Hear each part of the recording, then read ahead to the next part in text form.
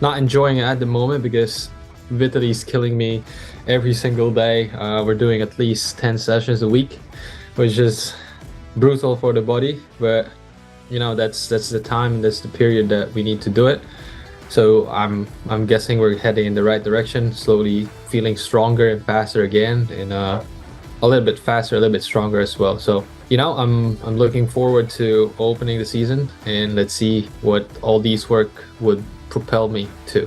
Obviously, expectation is that next for you is the Southeast Asian Games in Cambodia. This has been a tournament, a meet that, let's put it politely, you have really dominated. It feels easy, at least watching you do it. I know no competition ever is, but then you take a look at what the SEA Games represents in terms of your season and what you expect to do. How were you approaching this particular edition of the Southeast Asian Games? There's a lot of things going on for me this year. I'm looking at Southeast Asian Games as an opener. This is a meet that's ranking wise, performance wise, it's not very important for me this year. But it's very important for the country. Therefore, it's one of the most important meets for me as well.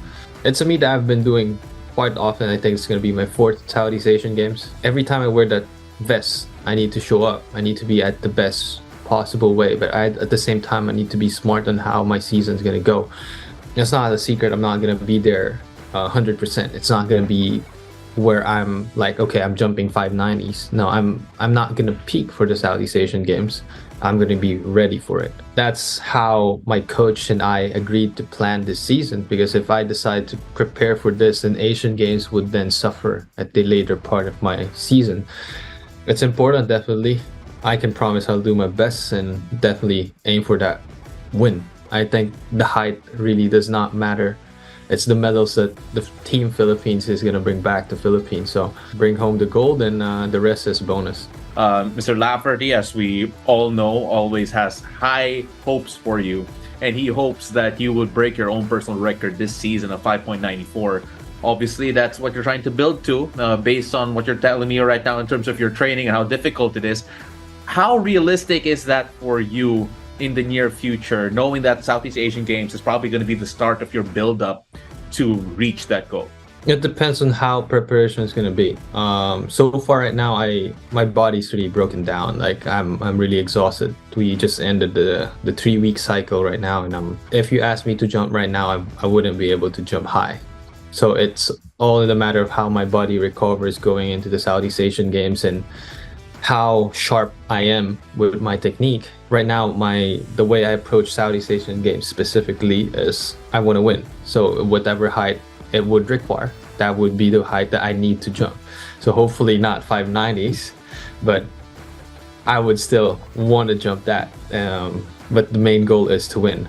For the rest of the season, by July, I'll be on fire. I'll be hitting the marks that I need, and I'm hitting the poles that I need, and hopefully just fine-tuning little bits of jumps. And because that's where our qualification starts for Paris. So July 2, I'll be competing in Stockholm in Mondo's house. That'll be the meet that hopefully would give me the ticket to Paris straight away. I would want to be peaking at that point, and then World Championship would be in August, late August. Then we have, of course, the Asian Games later part of the year. Since we're talking about Paris, and since we're talking about that goal, obviously it's always going to be in the back of your head. How do I get to Paris? How do I peak at Paris? How do I make sure that I'm competing for a podium place in Paris? It's 1 year away. How hard is it not to be distracted by something a year away compared to what you're seeing? Southeast Asian Games, Mondo's Classic, Asian Games. How do you focus on those without really getting distracted by the idea of competing at your peak in Paris? You can peak multiple times. The good thing about Paris, it's 2 seasons away, one indoor, one outdoor.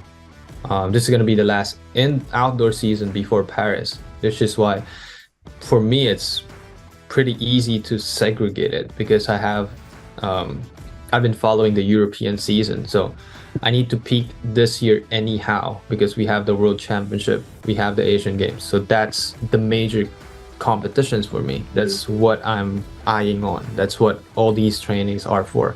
All these trainings I'm doing is going to carry over for the next year. indoor season where we have the World Indoor Championship, and all those preparation would carry then to Paris. I remember your last tour, at least in the region. It feels like you are now more aware that you're inspiring more of our people here, more of and people even around the region. You look at Southeast Asia, a lot of people already know they're probably going to be watching the EJ Obiena show when it comes to pole vaulting. Has that hit you on a personal level? And of course, how does that make your life easier or harder in the craft that you do? The positive things of this is, of course, I hopefully inspire the next Filipino pole vaulters, and I want to make sure that all these momentum that I'm hopefully building would be producing one of the best, if not the best, pole vaulting era in the Philippine pole vault community and history of the Southeast Asian region. It's something that I would hope to be there for quite a long time after I retire. I would hate to see pole vaulting in the Philippines die when I retire. It's then why am I going all through this pain? Why am I fighting all these battles? Why am I doing all of this if it wouldn't be for the golden age of Philippine pole vaulting at the very least?